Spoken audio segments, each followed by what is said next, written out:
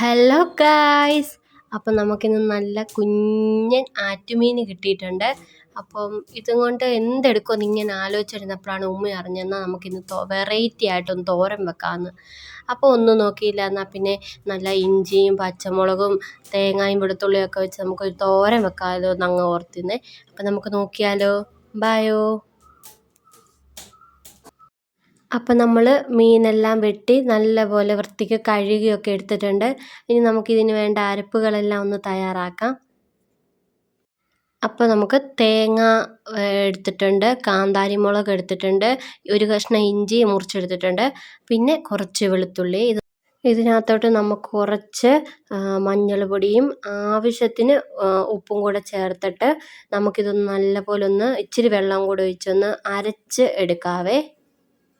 മീൻ തോരൻ വെക്കാനായിട്ട് ഞാൻ ഈ ചട്ടിയാണ് എടുക്കുന്നത്. ഇതിനകത്തോട്ട് നമുക്ക് അരപ്പ് ഒഴിച്ചു കൊടുക്കാവേ, അരച്ച് വെച്ചേക്കുന്നത്.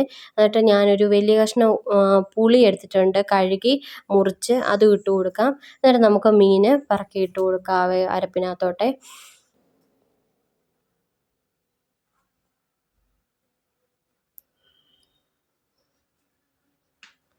കൈവച്ച് നല്ലപോലെ ഒന്ന് മിക്സ് ആക്കി കൊടുക്കണേ. ഇതേ അരപ്പെല്ലാം ഒന്ന് പിടിക്കുക. എന്നിട്ട് നമുക്ക് കുറച്ച് വെള്ളം കുറവാണ്, ഇച്ചിരി വെള്ളവും കൂടെ ഒഴിച്ചു കൊടുക്കാം. എന്നിട്ട് നല്ലപോലെ മിക്സ് ആക്കിയിട്ട് നമുക്ക് അടുപ്പിലോട്ട് വെക്കാം. ഇതൊന്ന് ഈ വെള്ളം ഒന്ന് വറ്റണേ. വെന്ത് വെച്ചിട്ടുണ്ട്, ഒന്ന് വറ്റട്ടെ. വറ്റി വരുമ്പോൾ നമുക്ക് ഓഫാക്കാം. അപ്പം നമ്മുടെ തോരൻ ഇവിടെ ഏകദേശം ഒന്ന് വറ്റി വരുന്നുണ്ട്. അപ്പോൾ നമുക്കിനിയും കടുക് പൊട്ടിക്കാം. കടുക് പൊട്ടിച്ച് നിർത്താം. ഏകദേശം ഒന്ന് വെന്തിട്ടുണ്ട്. നമുക്ക് എണ്ണയ്ക്കകത്ത് കടുക് പൊട്ടിച്ച് കരിവേപ്പിലയൊക്കെ ആയിട്ടൊന്ന് കൊടുക്കാവേ.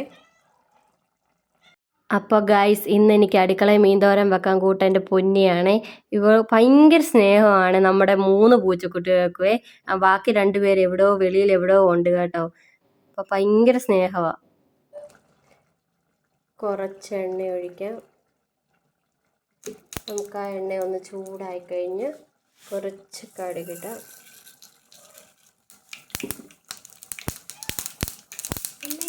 കുറച്ച് കരിവേപ്പിലയും കൂടി ഇടാം.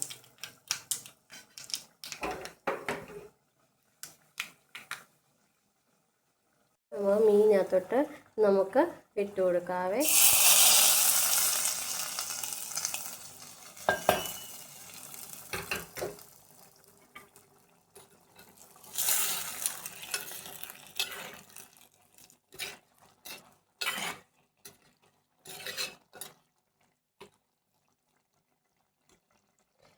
അങ്ങനെ നമ്മുടെ മീൻ തോരന് ഏകദേശം റെഡി ആയിട്ടുണ്ട് കേട്ടോ. അപ്പോൾ വീഡിയോ ഇഷ്ടമായ എല്ലാവരും ഒന്ന് സപ്പോർട്ട് ചെയ്യണേ. ലൈക്ക് ചെയ്യണം, സബ്സ്ക്രൈബ് ചെയ്യണം, കമൻറ്റ് ചെയ്യണം, എല്ലാവർക്കും അയച്ചു കൊടുക്കണം. എന്നിട്ട് സബ്സ്ക്രൈബ് ചെയ്യാനായിട്ട് പറയണം. അപ്പം നിങ്ങളുടെ കൂടെ ഞങ്ങളെയും കൂടെ ഒന്ന് ഉൾപ്പെടുത്തണേ. അപ്പോൾ വേറൊരു വീഡിയോ ആയിട്ട് വീണ്ടും കാണാം. ടാറ്റാ.